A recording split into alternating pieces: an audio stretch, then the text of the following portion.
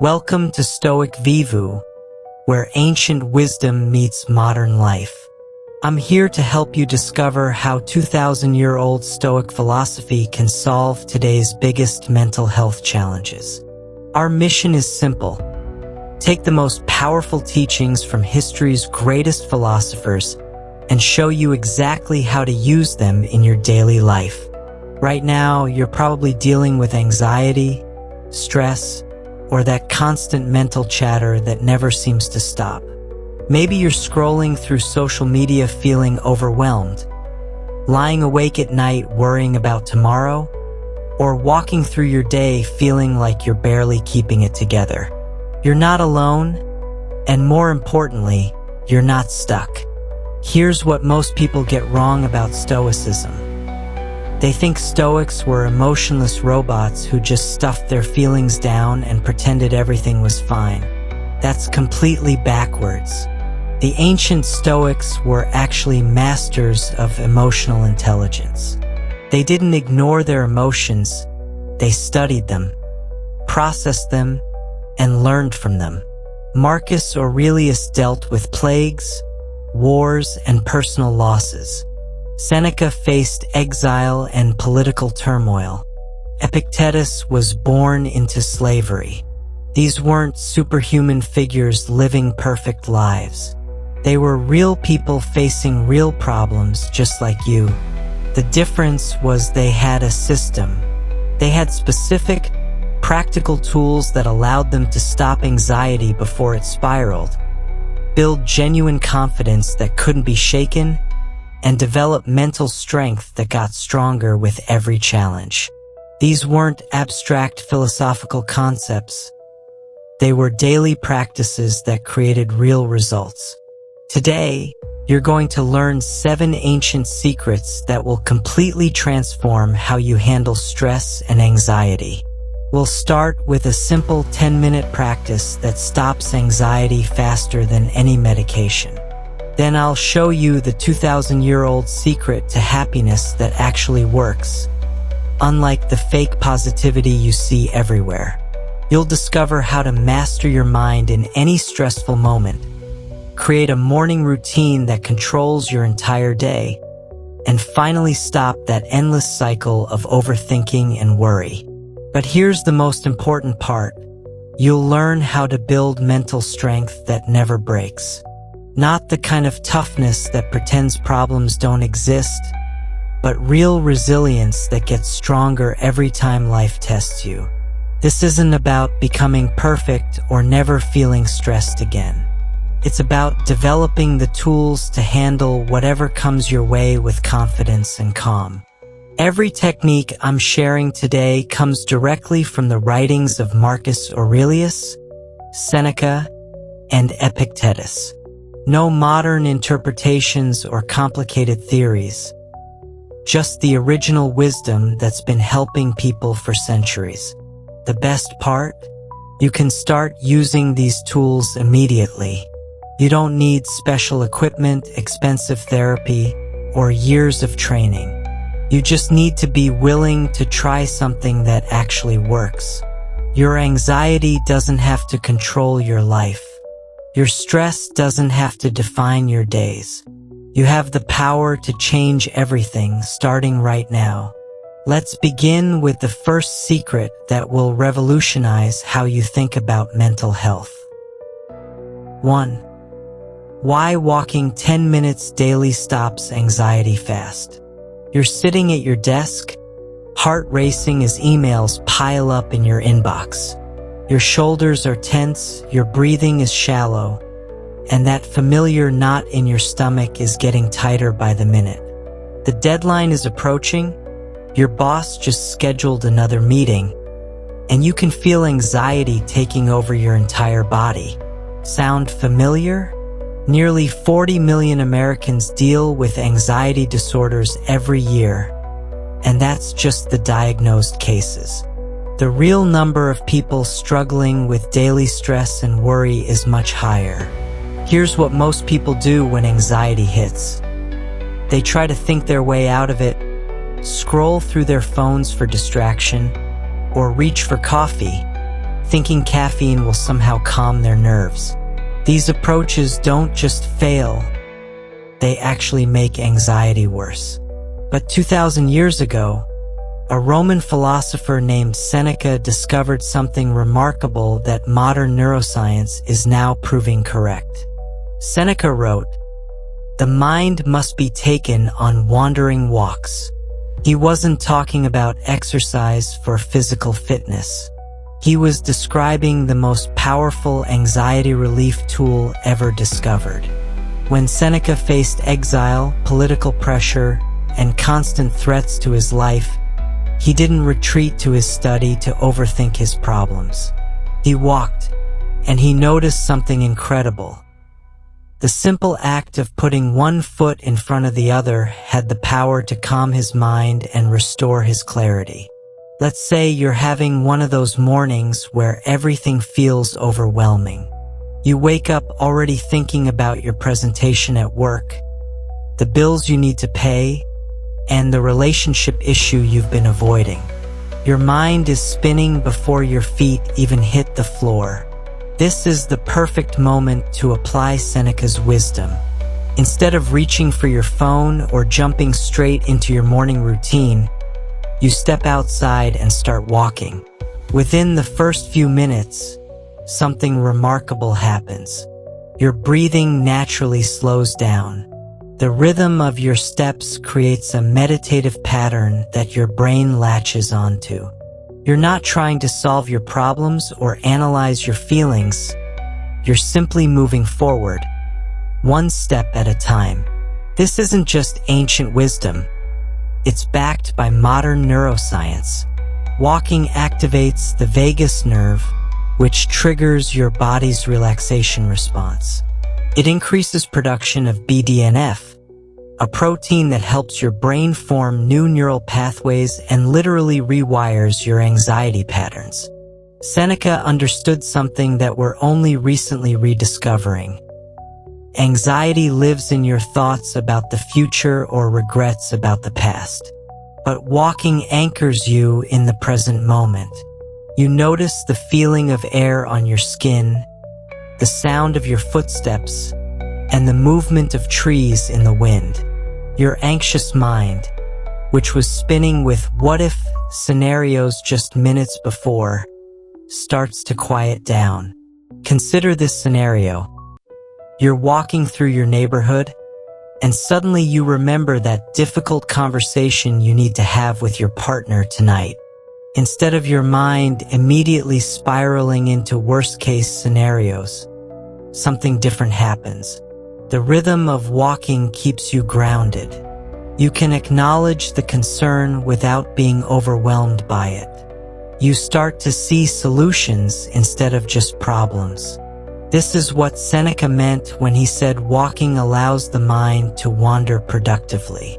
The key is understanding that this isn't about speed or distance. You're not trying to exhaust yourself or burn calories. This is about creating space between you and your anxious thoughts. When you're walking, you're doing something constructive, but you're not forcing your brain to work overtime. You're giving it permission to process, settle, and find clarity naturally. Seneca also noticed that walking connects you with something larger than your immediate worries. When you're moving through the world, whether it's down a busy city street in Chicago or along a quiet path in your suburban neighborhood, you remember that you're part of something bigger. Your problems, while real and important, aren't the center of the universe. This perspective shift is incredibly powerful for anxiety relief. Here's the practical application. Tomorrow morning, before you check your phone, before you dive into your to-do list, before you let the day's stress take hold, walk outside for just 10 minutes. Don't listen to podcasts or make phone calls. Don't try to solve your problems. Just walk and pay attention to the simple act of moving forward. Notice how your body feels. Observe your surroundings and let your mind wander naturally. If anxiety hits during your workday, take a 10-minute walking break. It doesn't matter if it's around the office building, through a parking garage, or just up and down a hallway.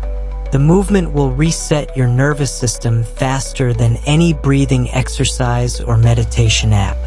Your colleagues might think you're just taking a break, but you're actually practicing one of history's most effective anxiety management techniques. The beauty of Seneca's walking practice is its simplicity and accessibility. You don't need special equipment, a gym membership, or perfect weather. You just need to be willing to step outside and move. In a world that constantly tells us we need complex solutions for our mental health challenges, walking reminds us that sometimes the most powerful tools are also the simplest. When you make walking a daily habit, you're not just managing anxiety in the moment, you're building long-term resilience. Each walk strengthens your ability to find calm in chaos, clarity in confusion, and strength in uncertainty. You're training your brain to respond to stress with movement instead of paralysis, with presence instead of panic. This brings us to an important realization. If a simple 10-minute walk can transform your relationship with anxiety, imagine what other ancient wisdom might be hiding in plain sight, waiting to revolutionize your mental health. 2. The ancient secret to happiness that beats depression. You're scrolling through Instagram at 11 p.m., watching your high school classmate post about their promotion, their perfect relationship, and their amazing vacation. Meanwhile, you're sitting in your apartment wondering why you feel so empty despite having a decent job, good friends, and all the things you thought would make you happy. The comparison hits hard, and that familiar wave of sadness washes over you. You start questioning everything, your choices, your progress, your worth. This scenario plays out millions of times every day across America, contributing to the highest rates of depression in human history. Here's the trap most people fall into. They chase happiness like it's a destination they can finally reach. They think happiness means getting the promotion, finding the perfect partner, buying the dream house, or achieving the ideal body. When these things don't deliver lasting satisfaction, they assume they just need bigger goals, better achievements, or more stuff. This approach doesn't just fail, it actually creates the depression and emptiness it's supposed to cure. But 2,000 years ago, the Stoic philosophers discovered something revolutionary about happiness that modern psychology is only beginning to understand. Epictetus, who spent his early life as a slave and understood suffering better than most, taught that true happiness isn't about getting what you want. It's about wanting what you have and becoming who you're meant to be. He called this concept eudaimonia, which translates to human flourishing. Imagine you're at your job, feeling frustrated because you didn't get the recognition you deserve for your latest project. Your boss gave credit to someone else, and you're sitting there feeling undervalued and questioning whether any of your work matters. This is where most people's minds go dark. They start thinking their job is pointless, their boss is terrible, and they'll never be successful. But eudaimonia offers a completely different perspective. Instead of measuring your worth by external recognition, you ask yourself, did I do my best work? Did I contribute something valuable? Did I act with integrity and effort? If the answer is yes, then you've achieved something much more valuable than a pat on the back from your boss. You've exercised virtue, which is the only source of happiness that can never be taken away from you. Epictetus taught that there are only two types of things in life: what's up to you and what's not up to you. Your boss's opinion? Not up to you. Your coworker getting credit? Not up to you. But your effort, your integrity, your response to the situation. completely up to you. And here's the life-changing part. When you focus your energy entirely on what's up to you, you discover a kind of happiness that doesn't depend on circumstances. Let's say you're dealing with a relationship that ended badly.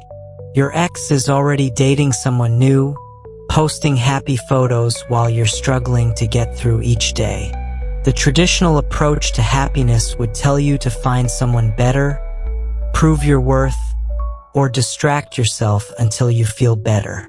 Eudaimonia takes a radically different approach. It asks, how can this experience help you become a better person? Maybe this relationship taught you about your own patterns, showed you areas where you need to grow, or revealed what you truly value in a partner. Maybe it's developing your capacity for resilience, self-love, or independence. When you shift from seeing yourself as a victim of circumstances to seeing yourself as someone who can grow stronger through any experience, everything changes. You're no longer dependent on external events for your well-being. Epictetus knew this because he lived it. As a slave, he had no control over his circumstances, his location, or even his basic freedom. But he discovered that no one could control his thoughts, his character, or his response to life's challenges. He found genuine happiness not despite his difficult circumstances, but through developing virtue within them. This is why social media depression is so common. When you measure your happiness by comparing your life to others, you're building your well-being on a foundation of sand.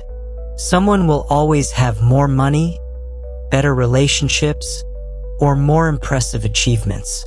But when you measure your happiness by your own growth, your own effort, and your own character development, you become unshakable.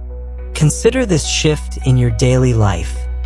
Instead of starting your morning by checking how many likes your post got or comparing your life to others, you ask yourself, how can I be a better person today?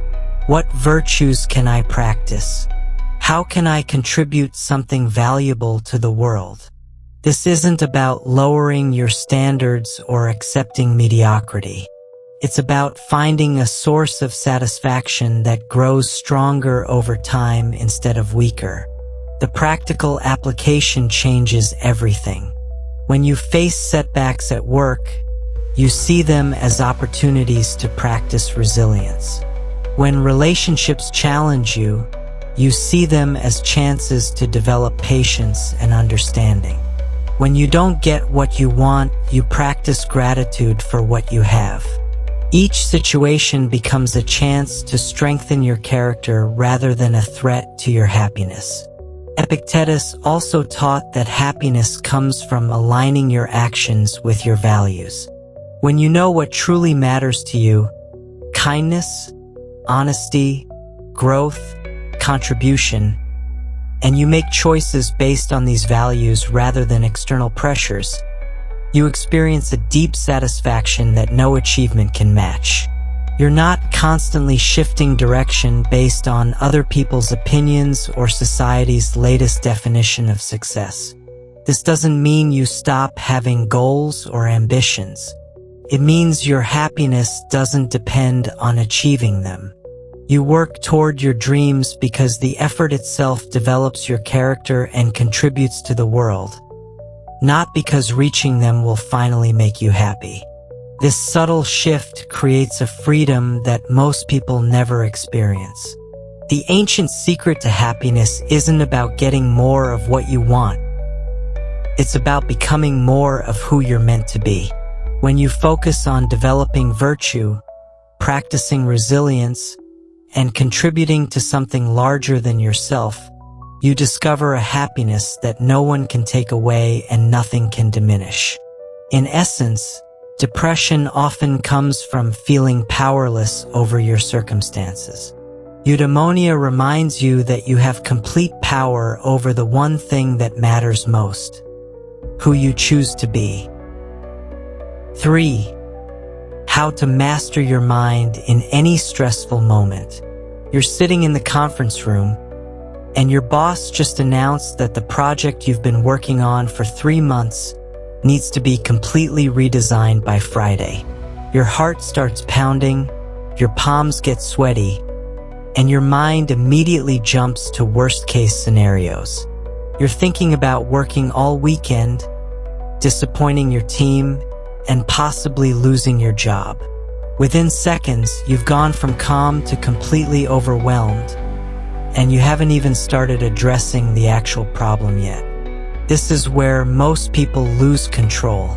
They let their minds spiral into panic mode, creating stories about disasters that haven't happened yet.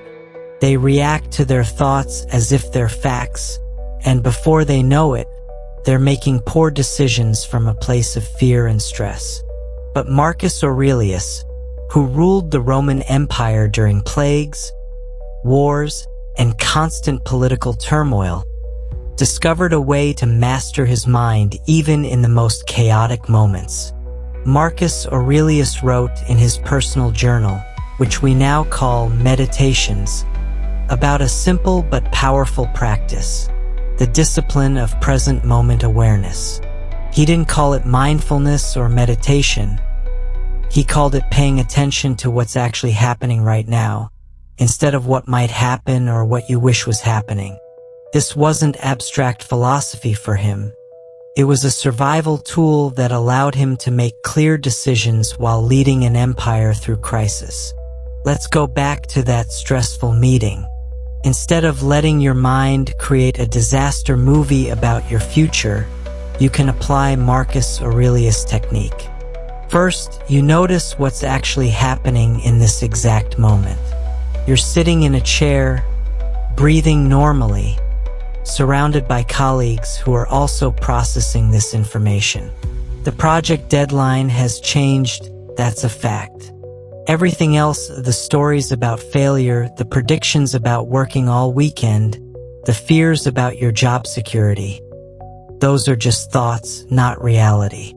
Marcus Aurelius practiced this constantly. He would remind himself that he could only deal with the present moment, not the infinite possibilities his mind could imagine. He wrote, "You have power over your mind, not outside events. Realize this, and you will find strength. When you're in that stressful moment, you have complete control over how you respond to the information you've just received. You can choose panic or you can choose presence." Here's what presence actually looks like in practice. You take a slow breath and acknowledge that yes, this is challenging news, but it's just information that requires a response. You're not trying to solve the entire problem in the next 30 seconds. You're simply staying grounded in what's real right now. Your mind wants to jump ahead to all the potential problems, but you gently bring it back to this moment, this room, this conversation. Imagine you're stuck in traffic, running late for an important appointment. Your typical response might be to grip the steering wheel, check the clock obsessively, and create elaborate scenarios about how this delay will ruin your entire day. Your stress levels shoot through the roof, even though you have absolutely no control over the traffic. Marcus Aurelius would approach this differently. He would recognize that the traffic is simply what's happening right now. Getting upset about it doesn't change it, but it does rob you of your peace and cloud your judgment. The key insight from Marcus Aurelius is that stress isn't caused by events themselves. It's caused by your thoughts about events. The traffic jam isn't inherently stressful. Your thoughts about being late, disappointing people, or looking unprofessional create the stress. When you separate what's actually happening from your story about what's happening, you regain control over your mental state. This practice becomes incredibly powerful in high-pressure situations. Let's say you're giving a presentation and suddenly forget what you were going to say next. Your mind immediately wants to panic, Everyone thinks I'm incompetent. I'm going to embarrass myself. This is a disaster. But if you've trained yourself in present moment awareness, you simply notice that you've lost your train of thought, which is a normal human experience, and calmly find your way back to your main point. Marcus Aurelius also taught that every stressful moment is an opportunity to practice virtue. When faced with pressure, you can practice courage by staying calm. When dealing with difficult people, you can practice patience.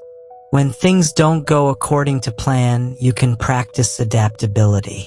This reframe transforms stress from something that happens to you into something that strengthens you. Consider this approach during a heated argument with your partner. Instead of letting emotions take over and saying things you'll regret, you pause and ask yourself, what's actually happening right now?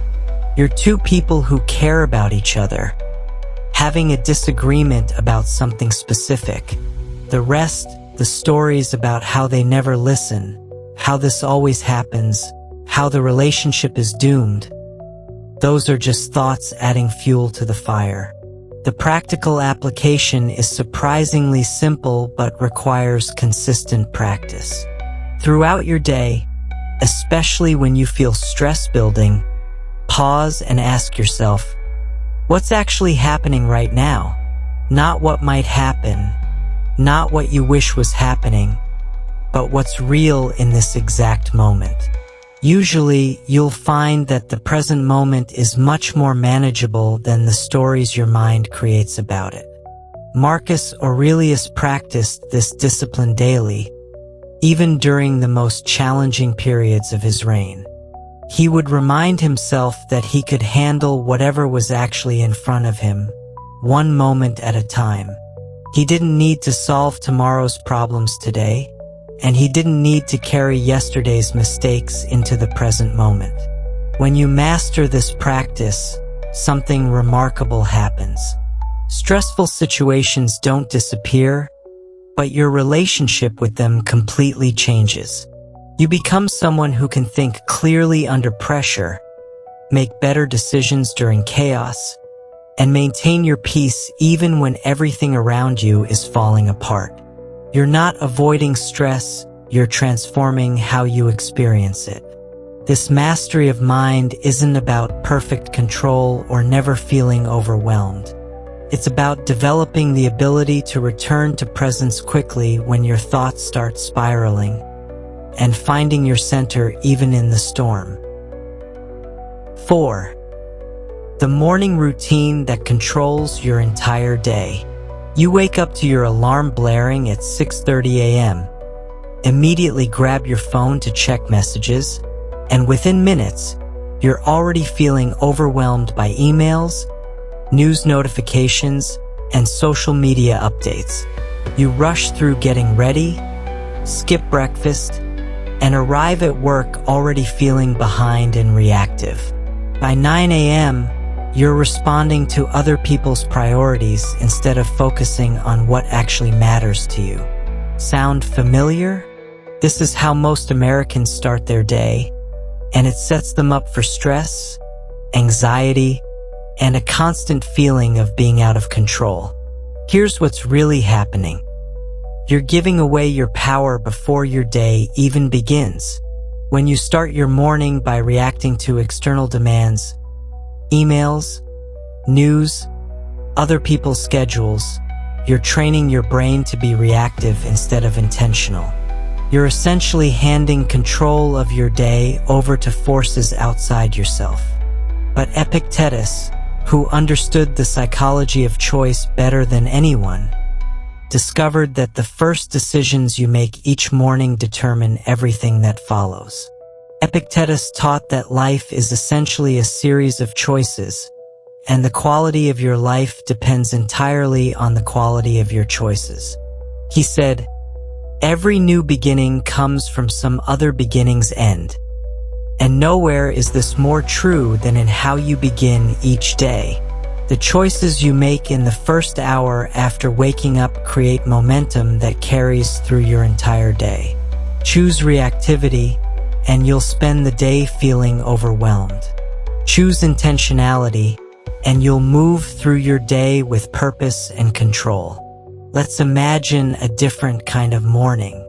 You wake up and, instead of reaching for your phone, you take 3 deep breaths and ask yourself, what kind of person do I want to be today? This simple question connects you with your values before the world starts making demands on your attention. You're not trying to solve all your problems in this moment. You're simply setting an intention for how you want to show up in the world. Epictetus believed that the most important choice you make each day is the choice of how to think about what happens to you. Before you encounter your first challenge, conflict, or unexpected change, you can decide that you'll meet whatever comes with patience, wisdom, and strength. This isn't positive thinking or wishful dreaming. It's strategic mental preparation. You're choosing your response to life before life starts testing you. Here's where this gets practical. Instead of checking your phone first thing, you spend 5 minutes reflecting on what you want to accomplish today and why it matters. Maybe you're working on a project that could help your team, or you're planning to have a difficult but important conversation with someone you care about. When you connect with your purpose before you connect with the world's distractions, you approach your day from a place of strength rather than survival. Zeno, the founder of Stoicism, taught that well-being is realized by small steps, but it's no small thing. Every morning, choice matters because each one is either moving you toward the person you want to become or away from that person. When you choose to hit snooze instead of getting up, you're practicing giving up. When you choose to scroll through social media instead of focusing on your goals, you're practicing distraction. When you choose to skip exercise because you don't feel like it, you're practicing taking the easy path. Consider this morning scenario. You wake up and decide that today you're going to practice courage. Maybe you've been avoiding a difficult conversation with your boss about a promotion, or you've been putting off starting that creative project you've been thinking about for months. By choosing courage as your daily theme, you're programming your mind to look for opportunities to act bravely throughout the day. When the moment comes to speak up or take action, you're already mentally prepared.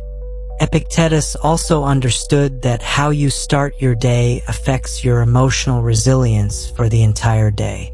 If you begin in a rushed, reactive state, you'll be more likely to feel overwhelmed when challenges arise. But if you start with intentionality and calm, you build emotional reserves that help you handle stress with grace. This is why he recommended starting each day with a reflection on what's within your control and what isn't. Here's the routine that changes everything. Wake up 15 minutes earlier than usual and use that time for intentional preparation instead of reactive consumption. Don't check your phone. Don't turn on the news. Don't immediately start thinking about your to-do list. Instead, ask yourself 3 questions. What kind of person do I want to be today? What's the most important thing I can accomplish? How do I want to respond when things don't go according to plan? These questions might seem simple, but they're incredibly powerful because they put you in the driver's seat of your own experience. You're not just hoping for a good day. You're actively creating the conditions for one. You're not just reacting to whatever happens. You're choosing how you'll engage with whatever comes. The beauty of this approach is that it works regardless of your circumstances. Whether you're dealing with a demanding job, relationship challenges, financial stress, or health issues, you still have complete control over how you begin each day. You can't control what emails are waiting for you, but you can control whether you check them before you've centered yourself. You can't control what emergencies might arise, but you can control whether you face them from a place of panic or presence. Epictetus knew that freedom isn't about controlling external circumstances. It's about controlling your response to those circumstances. When you start your morning by making conscious choices about your mindset, your priorities, and your character, you're exercising the most important freedom you have. The freedom to choose who you'll be regardless of what happens to you. This morning routine isn't about adding more tasks to your already busy life. It's about reclaiming control over the most important part of your day and using that control to set yourself up for success, peace, and purposeful action. Ultimately, the person you become is the sum of the choices you make, and the choices you make each morning determine the trajectory of everything that follows. 5. How to stop overthinking and worrying about everything. You're lying in bed at 2 a.m., your mind racing through tomorrow's presentation, replaying that awkward conversation from earlier, and spiraling into worst-case scenarios about your relationship, your career, and your future. You know you need sleep, but your brain won't stop creating problems that don't exist yet and analyzing situations that are already over. You've tried telling yourself to just stop thinking about it, but that only seems to make the thoughts louder and more persistent. This mental torture affects millions of Americans every night, stealing sleep, peace, and joy from people who desperately want their minds to just be quiet. Here's what makes overthinking so destructive. Your brain can't tell the difference between real threats and imaginary ones. When you worry about a presentation going badly, your body produces the same stress hormones as if you were actually being attacked. When you replay embarrassing moments over and over, you're literally re-traumatizing yourself with events that are already finished. You're using your imagination to create suffering that exists nowhere except in your own mind. Seneca, who served as advisor to emperors and faced constant political danger, understood this mental trap better than almost anyone. He wrote, "We suffer more in imagination than in reality." This wasn't just a clever observation. It was a profound insight into human psychology that modern neuroscience has confirmed. Most of the pain in our lives comes not from what actually happens to us, but from our thoughts about what might happen or what has already happened. Imagine you sent a text to someone you care about 3 hours ago, and they still haven't responded. Your mind immediately starts creating stories. They're ignoring me. They're angry about something I said. They're losing interest in our relationship. Maybe they're talking to someone else. Within minutes, you've created an entire drama in your head based on absolutely no evidence. You're experiencing real emotional pain over a situation that exists only in your imagination. Seneca's solution was revolutionary in its simplicity. Distinguish between what's actually happening and what you're imagining about what's happening. In the text message example, here's what's actually happening. You sent a message, and you haven't received a response yet. That's it. Everything else, the stories about why they haven't responded, the predictions about what it means, the fears about your relationship, those are just thoughts, not facts. This distinction changes everything because it shows you where your actual power lies. You can't control when someone responds to your text, but you have complete control over how much mental energy you spend creating stories about their silence. You can't control whether your presentation goes perfectly, but you can control whether you torture yourself with catastrophic predictions the night before. Let's say you're worried about a meeting with your boss next week. Your mind starts generating scenarios. What if I get fired? What if they're unhappy with my work? What if they've already decided to replace me?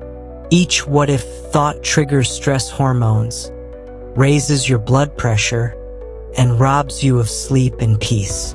But Seneca would ask, what evidence do you have that any of these things will happen? Usually, the answer is none. Seneca taught a practical exercise that stops overthinking in its tracks. When you catch your mind spinning with worry, ask yourself 3 questions. First, is this thought about something that's actually happening right now? Most overthinking is about the future or the past, not the present moment. Second, is this thought based on facts or just my imagination? This helps you separate reality from the stories your mind creates. Third, is thinking about this actually helping me solve a problem, or is it just creating suffering? Consider how this works with common overthinking patterns. You're worried about your health because you have a headache that's lasted 2 days. Your mind immediately jumps to serious medical conditions, and you spend hours researching symptoms online, convincing yourself you have something terrible. Seneca's questions would redirect your thinking. Is something actually wrong right now? You have a headache. Is this thought based on facts? No medical evidence of serious illness. Is this helping? No, it's just creating anxiety. The logical response is to schedule a doctor's appointment if you're concerned, not to torture yourself with medical speculation. Seneca also understood that overthinking often comes from trying to control things that are beyond your control. You worry about whether people will like your presentation because you want to control their response. You replay conversations because you wish you could change what happened. You catastrophize about the future because you want certainty about outcomes. But Seneca taught that peace comes from focusing exclusively on what's actually within your control. Your effort, your preparation, your response to whatever happens. Here's the practical application that transforms overthinking. When you catch your mind spiraling, immediately ask, what action can I take right now?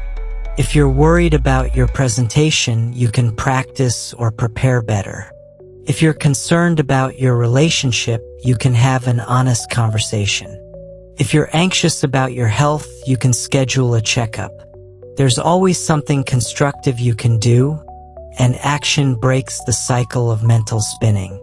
Seneca wrote extensively about this because he lived it, facing possible execution multiple times, dealing with political intrigue, and managing enormous responsibilities.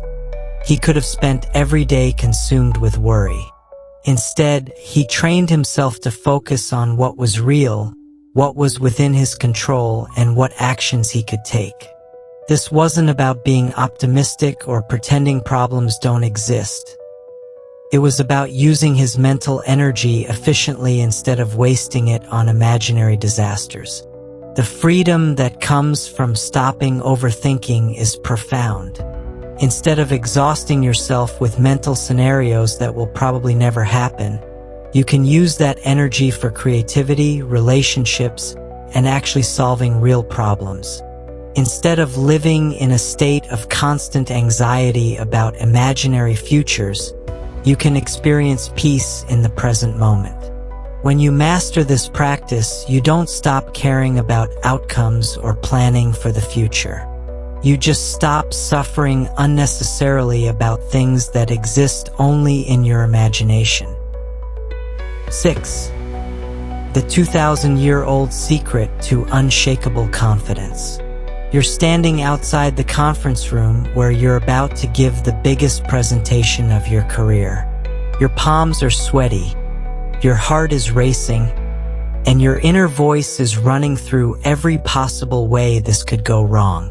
You're thinking about all the people who might judge you, all the questions you might not be able to answer, and all the ways you might embarrass yourself. Your confidence has completely evaporated, and you're wondering how you ever thought you were qualified for this moment. This is where most people make a crucial mistake. They wait for confidence to show up before they take action. They think confidence is something you either have or you don't, like height or eye color. They believe that confident people never feel scared, never doubt themselves, and always know exactly what they're doing. But this understanding of confidence is not only wrong, it's the very thing that keeps people stuck in cycles of self-doubt and missed opportunities. Seneca, who navigated the dangerous political waters of ancient Rome and built enormous wealth through business ventures, discovered that real confidence has nothing to do with feeling fearless. He wrote extensively about a concept he called tranquillitas, which translates to tranquility, but it's much deeper than just feeling calm. It's the unshakable inner peace that comes from knowing you're on the right path and having the strength not to be distracted by the chaos around you. Here's Seneca's revolutionary insight. Confidence isn't about believing you'll succeed at everything you try. It's about trusting that you can handle whatever happens, regardless of the outcome. When you step into that conference room, real confidence isn't thinking, "I know this presentation will go perfectly." Real confidence is thinking, "Whatever happens in there, I can deal with it and learn from it." Let's say you're considering asking for a promotion at work, but you keep talking yourself out of it. Your mind creates elaborate scenarios about rejection, embarrassment, and career damage. Traditional confidence advice would tell you to think positive thoughts and believe in yourself. But Seneca's approach is more practical and more powerful. Instead of trying to guarantee success, you prepare yourself to handle any outcome with grace and wisdom. Seneca taught that tranquility comes from having a clear sense of purpose, knowing why you're doing what you're doing and staying focused on that purpose regardless of external circumstances. When you know you're asking for that promotion because you've earned it through hard work and you want to contribute more to your organization, you can ask with confidence even if you're not sure what the answer will be. Your confidence isn't based on the outcome. It's based on the integrity of your intention. Consider this scenario. You're at a networking event where you don't know anyone, and you're feeling intimidated by all the successful people around you. Your instinct might be to hang back, check your phone, or leave early to avoid the discomfort of potential rejection or awkward conversations. But Seneca's approach would be different. He would ask, "What's the worst thing that could realistically happen if I introduce myself to someone?" The answer is probably that they might not be interested in talking, which isn't actually harmful to you in any meaningful way.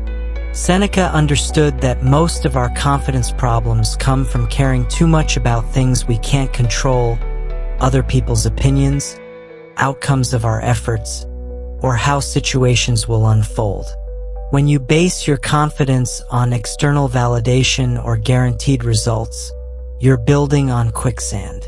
But when you base your confidence on your own character, effort, and ability to adapt, you're building on solid rock.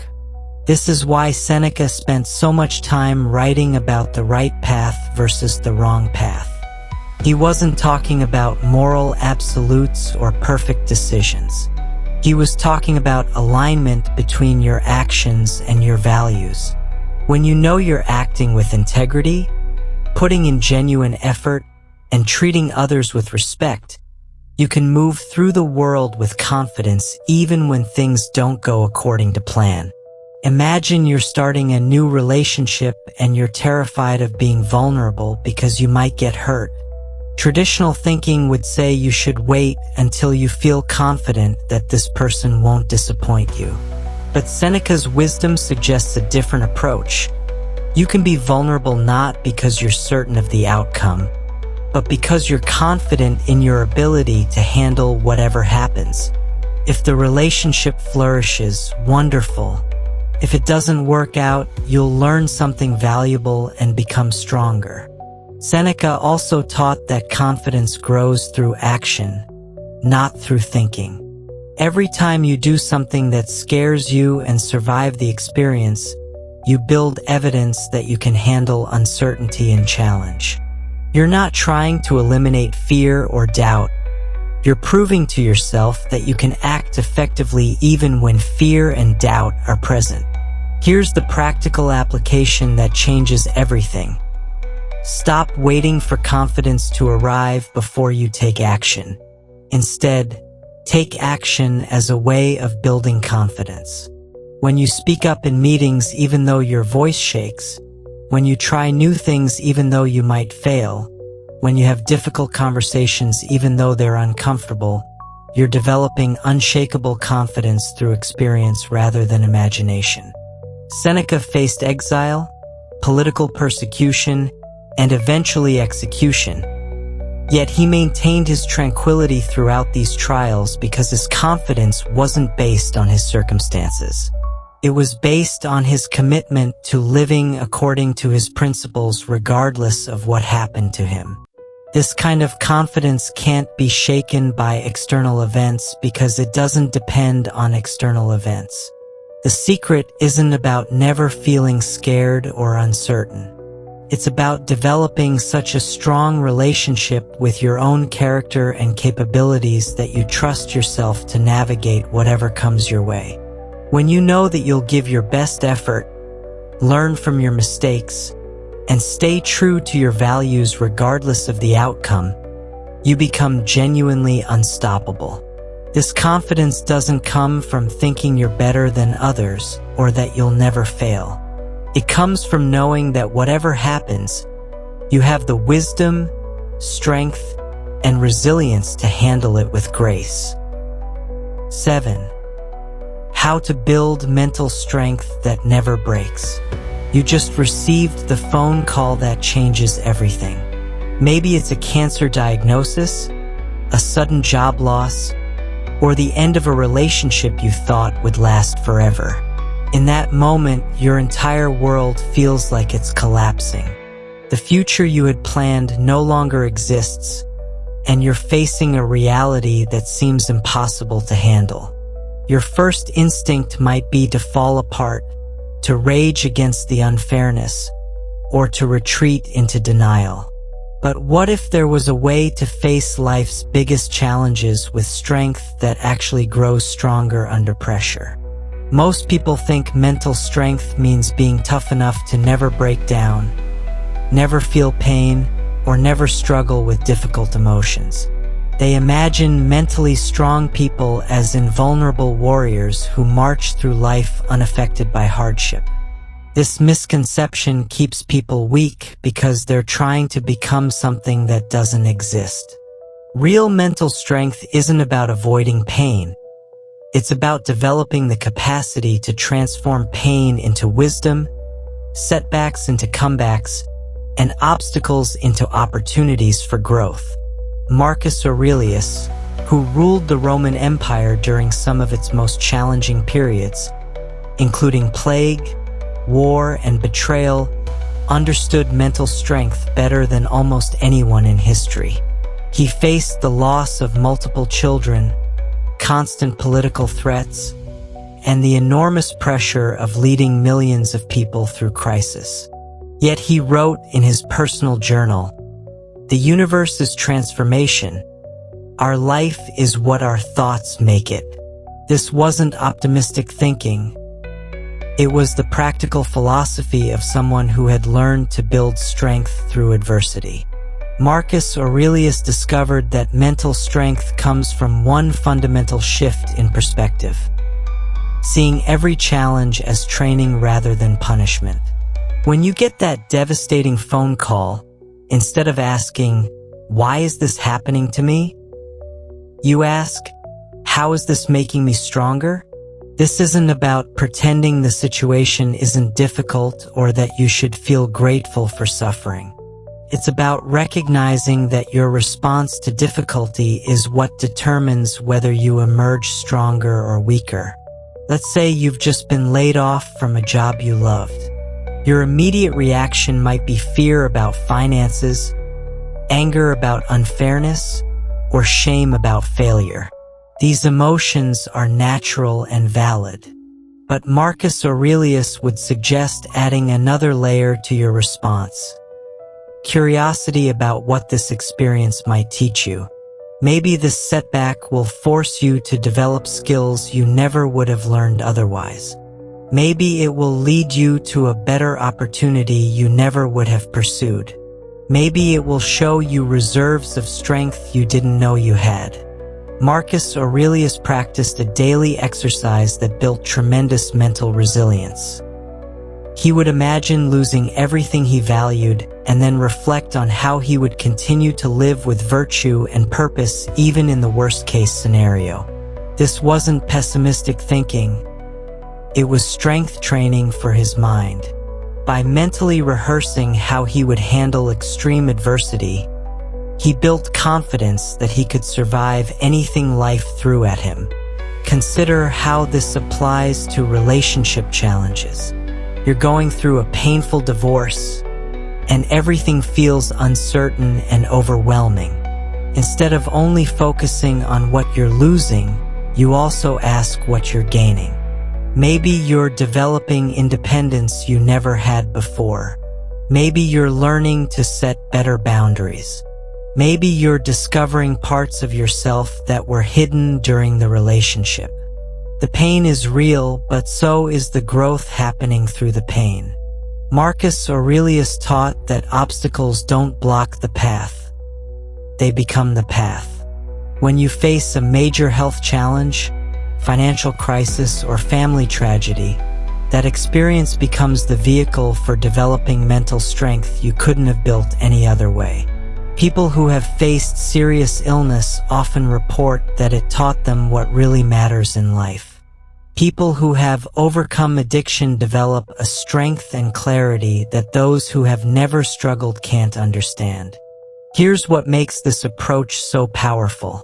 Instead of seeing yourself as a victim of circumstances, you start seeing yourself as a student of life. Every difficult situation becomes a curriculum for developing resilience, wisdom, and character. You're not just trying to survive challenges. You're using them to become the strongest version of yourself. Marcus Aurelius also understood that mental strength requires accepting what you cannot control while taking full responsibility for what you can control. You can't control whether you get sick, whether other people treat you fairly, or whether your plans work out exactly as you hoped. But you have complete control over your response to these circumstances. This is where your real power lies, and it's where unbreakable mental strength is built. The practical application is life-changing. When you face your next major challenge, ask yourself 3 questions. First, what can I learn from this experience? Second, how might this difficulty be preparing me for something even better? Third, what strengths am I developing by going through this? These questions don't minimize your pain or rush you through the grieving process. They add a layer of meaning that transforms suffering into growth. Marcus Aurelius wrote, "You have power over your mind, not outside events. Realize this, and you will find strength." This realization is the foundation of unbreakable mental strength. When you stop expecting life to be easy and start expecting yourself to be strong, everything changes. You're no longer hoping to avoid difficulties. You're confident that you can handle whatever comes. This kind of mental strength isn't built overnight, and it isn't built through positive thinking or wishful dreaming. It's built through deliberately choosing growth over comfort, meaning over ease, and character over convenience. Every time you choose to respond to a challenge with curiosity instead of just complaint, you're building strength that becomes part of who you are. The beautiful paradox is that the more you accept that life will include difficulty, the less that difficulty can break you. When you're prepared for obstacles, grateful for growth opportunities, and committed to becoming stronger through every experience, You develop a mental strength that truly never breaks because it's built on the solid foundation of reality rather than the shifting sand of wishful thinking. Throughout this journey, you've discovered 7 ancient secrets that can completely transform your relationship with anxiety and build mental strength that lasts a lifetime. You've learned how a simple 10-minute walk can stop anxiety faster than any medication, how the Stoic definition of happiness protects you from depression, and how present moment awareness gives you control over even the most stressful situations. You now understand that your morning choices create the foundation for everything that follows, that most suffering comes from imagination rather than reality, and that real confidence isn't about feeling fearless. It's about trusting your ability to handle whatever comes your way. Most importantly, you've discovered that mental strength isn't about avoiding challenges, but about using those challenges to become stronger, wiser, and more resilient. Think back to where you started this video. Maybe you were feeling overwhelmed by anxiety, stuck in patterns of overthinking, or struggling to find confidence in difficult situations. Now you have a complete toolkit of practices that have been tested by some of history's greatest minds and proven effective for over 2,000 years. These aren't just theories, they're practical tools you can use immediately. The walking practice can start tomorrow morning. The happiness redefinition can begin with your very next decision. The present moment awareness can transform your next stressful situation. The morning routine can change your entire day. The overthinking solutions can give you peace tonight. The confidence building can help you take that action you've been avoiding. The mental strength training can prepare you for whatever life brings next. But here's the most important truth. Knowing these techniques won't change your life unless you actually use them. Marcus Aurelius, Seneca, and Epictetus didn't just study philosophy. They lived it daily, especially during their most challenging moments. They understood that wisdom without action is just entertainment, and transformation requires consistent practice, not perfect understanding. Your anxiety doesn't have to control your life anymore. Your stress doesn't have to define your days. Your challenges don't have to break you down. They can build you up. You have everything you need right now to start creating the mental strength and emotional freedom you've been searching for. The ancient Stoics proved that ordinary people can develop extraordinary resilience when they have the right tools and the commitment to use them. You are capable of the same transformation. Every time you choose presence over panic, growth over comfort, and action over avoidance, you're building the life you actually want to live. If this video has given you even one insight that can help you stop anxiety and build mental strength, please hit that like button and share it with someone who needs to hear this message. Subscribe to Stoic Vivru for more ancient wisdom that solves modern problems, and let me know in the comments which technique you're going to try first. Your journey to unshakable mental strength starts now. The ancient wisdom is in your hands. The question is, what will you do with it?